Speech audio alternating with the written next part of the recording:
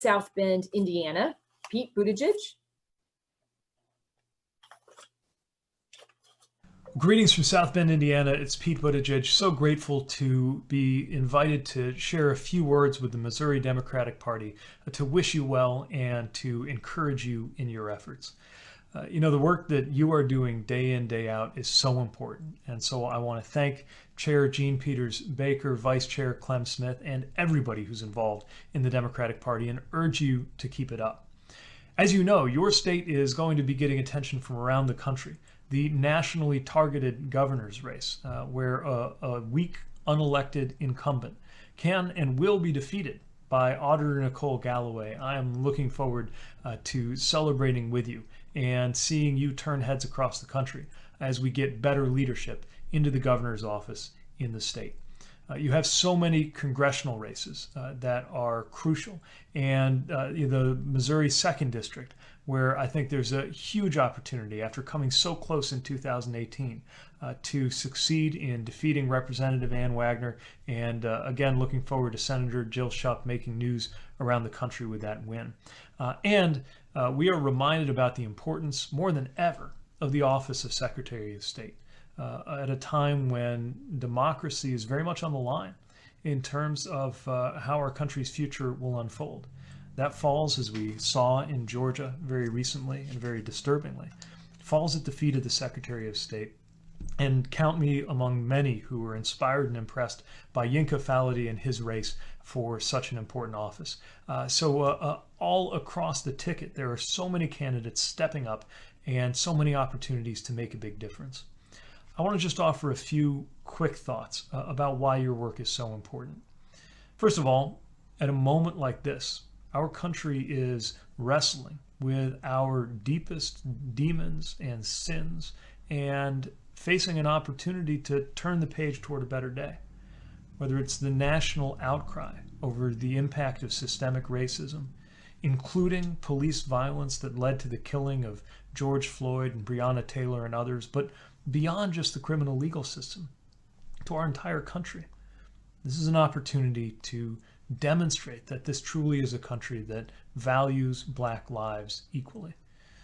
We're also facing a pandemic that has brought society to a standstill, which means it's time for leaders, yes, in the White House, but also crucially in state and local offices, who respect what science and medicine have to say and will lead Americans to come together to deal with this challenge, who understand the importance of coordinating with others in order to keep us safe. And we are facing a period of economic uncertainty that makes it so important that we continue with the message that Democrats have always had, to put workers and families first, to measure the performance of the economy not by the numbers on a stock ticker, but by whether lives are actually getting better. You understand this as Democrats and so many other issues that are so important. I think you also understand that there's no such thing as a permanently red district or state or county or municipality. I certainly feel that here in the state of Indiana. And while it can feel uphill sometimes in states that are known to be more conservative, that's also where we can often make the biggest difference through the hard work that you're doing day in, day out. The last thought I want to leave you with is that I know a lot of folks are wondering, how do we pursue voter mobilization and campaigning in an era where we're prevented so often from even gathering the way we normally do for politics? I want to make sure everybody who cares about the future of our country and the direction of these elections understands that you are the answer to that question. You are the solution to that problem. Candidates are doing the work. Whether confined to one location or out and about. Candidates will continue doing the work of raising resources and speaking to media and rallying voters and weighing in on the important issues.